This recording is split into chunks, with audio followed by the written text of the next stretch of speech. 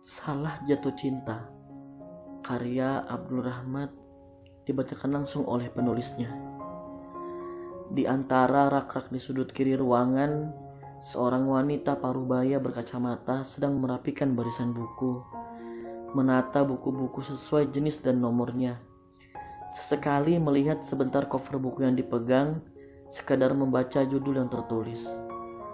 Ruang perpustakaan itu cukup sunyi, walaupun di luar masih ramai siswa yang mondar-mandir.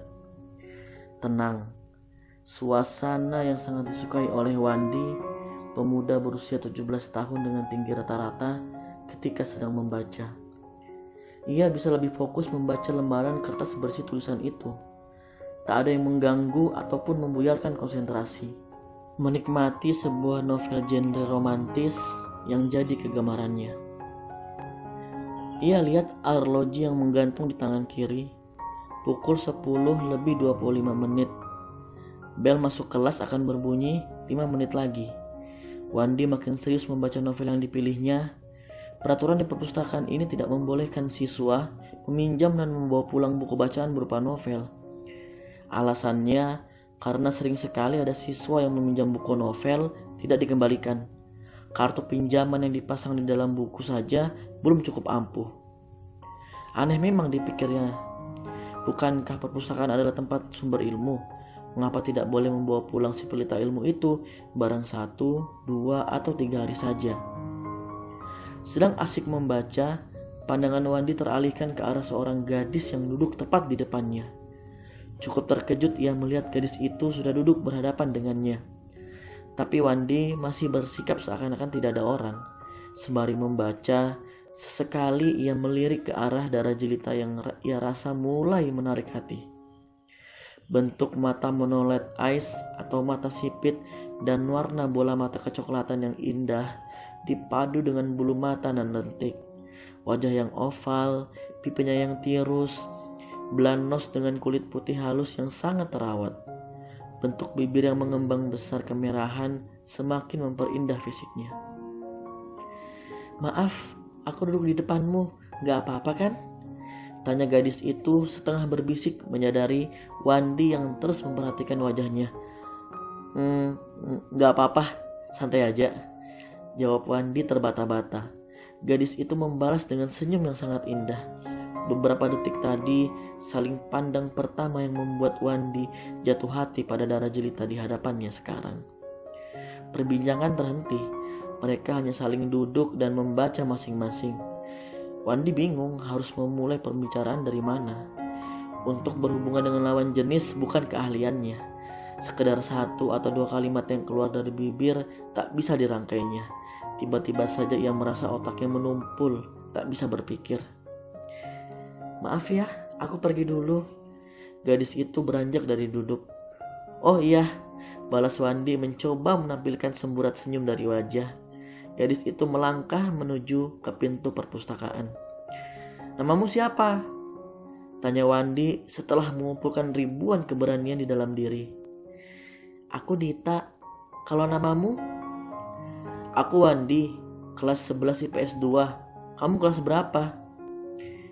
"Aku 11 IPA 1. Oke Wandi, aku duluan ya. Goodbye." "Bye." Pandangan Wandi masih terus tertuju pada Dita. Ia perhatikan setiap lekuk tubuh dari gadis itu. Sebagian tubuh Dita yang terlihat sedang berjongkok memakai sepatu di depan pintu perpustakaan jadi pemandangan indah di mata Wandi. Hitungan menit, Dita sudah berhasil mengambil hati Wandi. "Bel udah berbunyi dari tadi, mengapa kamu belum masuk kelas?" Suara Bu Berta yang sedang duduk di depan komputer merusak kelamunan Wandi. Wandi melihat jam tangannya, sudah lebih 15 menit dari waktu istirahat. "Waduh, maaf Bu," ucapnya bergegas ke arah pintu. Belum lagi dia sampai di mulut pintu, suara Bu Berta kembali memecah heningnya ruangan. "Hei, kembalikan dulu bukunya. Kebiasaan ya, main tinggal-tinggal aja. Taruh di rak yang tepat." Suara tegas Bu Berta memerintah. "Maaf Bu, karena buru-buru jadi lupa." "Hehehe," ucap Wandi tertawa kecil sembari menggaruk pelan kepalanya. Disambut gerutu kurang jelas dari wanita itu. "Seluruh pelajaran hari ini telah selesai. Sampai jumpa besok pagi dengan semangat belajar baru. All lessons have ended for today. See you tomorrow morning with a new learning spirit. Take care on the way home and have a nice day. Suara rekaman dari seorang pria dan wanita yang bergantian terdengar serempak di setiap pengeras suara di sudut sekolah. Semua siswa merapikan buku-buku dan menaruh di dalam tas mereka masing-masing, membersihkan kelas, menyanyikan lagu kebangsaan, dan ditutup dengan berdoa bersama. Para siswa bergantian mencium tangan guru mereka. Wandi masih berdiri di depan kelas, menggerak-gerakkan kaki seperti tengah memikirkan sesuatu. Dia menimbang-nimbang untuk mendatangi Dita. Baru Dita, gadis yang pertama yang berhasil membuat tirani cinta di hati Wandi terbuka. Wajah gadis pertama yang selalu terekam di saraf memori otaknya. Wandi ingin lebih mengenal Dita atau mengajaknya berteman. Lebih beruntung lagi, dia bisa menjadikan Dita pacar, sebuah status yang selama ini jadi primadona di kalangan siswa berseragam putih abu-abu. Wandi beranikan diri menuju ke kelas Dita. Dia sudah rencanakan kalimat-kalimat yang akan diucapkannya nanti untuk menarik perhatian Dita. Terus dia latih dan ulang-ulang skenario pertemuan yang menjadi ekspektasinya. Langkahnya makin cepat dibarengi detak jantung dengan tempo seirama. Semakin dekat, semakin gugup. Perasaan yang selama ini hanya ia bayangkan dari novel-novel romansa yang dibacanya. Wandi sudah di samping kelas Dita. Siswa-siswi kelas itu sedang berjalan keluar kelas, mencium punggung tangan Pak Marwan, guru bahasa Indonesia berparas hitam manis, sembari mengucapkan salam. Tatapan awas Wandi terus memperhatikan satu persatu siswa yang mulai melangkah keluar dari kelas. Semua siswa sudah berada jauh dari kelas, tetapi tidak Wandi temukan si Dita. Sekarang hanya Pak Marwan masih di meja guru yang memperhatikan pemuda itu mengintip-ngintip di dalam kelas. "Kamu cari siapa? Bapak perhatikan dari tadi kamu terus melihat ke dalam kelas." Suara Pak Marwan lantang. "Maaf Pak, saya mencari teman saya," jawab Wandi memukulkan sedikit tubuhnya seraya menyapa Pak Marwan. "Kamu cari siapa?" "Saya mencari Dita Pak." "Tadi dia sudah keluar? Kamu tidak lihat?" "Tidak Pak, saya sudah perhatikan teman-teman tadi, tapi saya tidak lihat Dita." "Loh, Dita gadis berjilbab itu kan sudah ada tadi keluar. Kalau kamu di depan kelas, pasti kamu berpapasan dengannya." "Tidak Pak, saya tidak lihat, dan juga Dita tidak memakai jilbab." Tangan Pak Marwan yang sedang merapikan bukunya tiba-tiba terhenti. Sesaat beliau mematung. Wajah yang tadi dihias senyum itu tiba-tiba berubah. Seketika bulu kuduknya merinding.